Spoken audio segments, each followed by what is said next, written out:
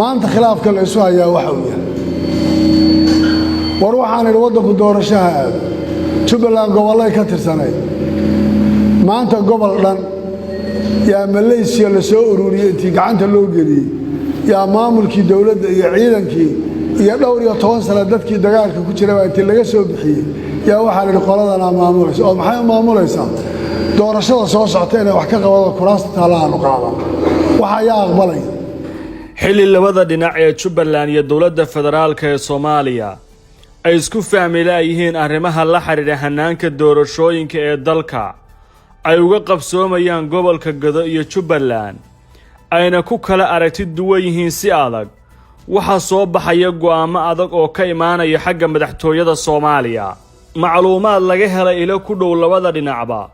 waxa ay daaha ka rogayaan qorshe oo midba midka kale ku doonayo inuu hoos ugu dhigo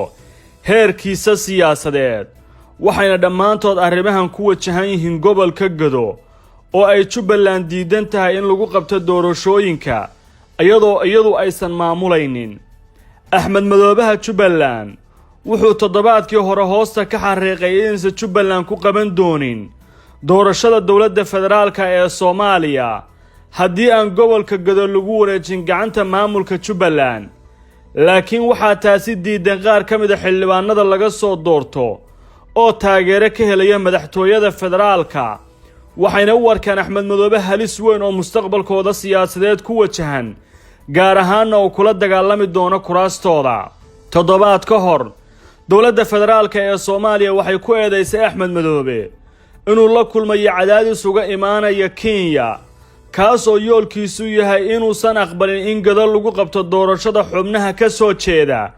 ee baarlamaanka federaalka Soomaaliya ilaa ay gacanta ugu jirto ciidamada dawladda federaalka ee Soomaaliya ay geysay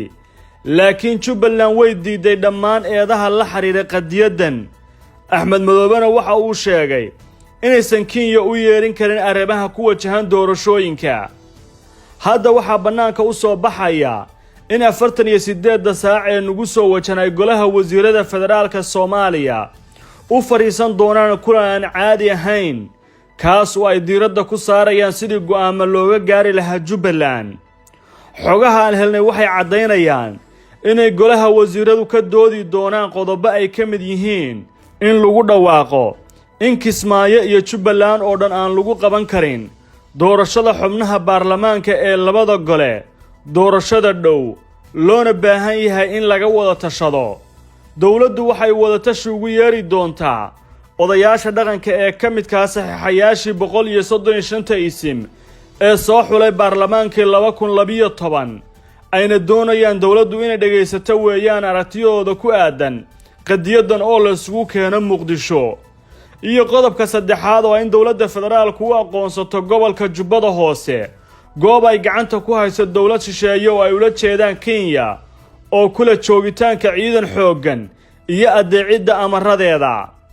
saddexda qodob haddii ay ku dhawaaqdo fiila Soomaaliya waxa loo arkaa inuu yahay halis weyn oo siyaasadeed taasoo dawladda federaalku uga jawaabtay hadalkii Axmed Madoobe ee diidmada doorashadu inay ka dhacdo Jubbaland kuna saabsan iyo kii ka sii horeeyay ee ku aadanaa eedaynta Axmed Madoobe ee uu shaqeynaya Kenya dadka la socda siyaasadda ayaa rumaysay in tallaabooyinkan ay noqon doonaan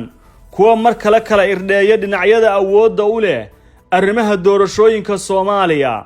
arrinta gobolka Gado ayaana loo arkaa mid weyn oo xilligan saameyn ba'an leh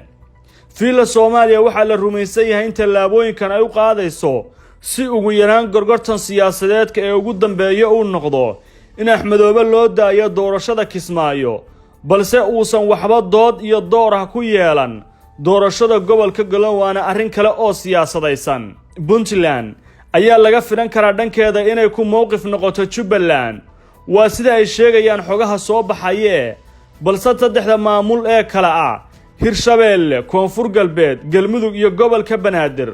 qorshe kasta oo ay xukuumadda federaalku ku dhaqaaqdo ayaa macquul ah in baarlamaanka iyo guddoonkiisa talo laga siiyo si kasta oo ay ahaato qorshahan ayaa loo arkaa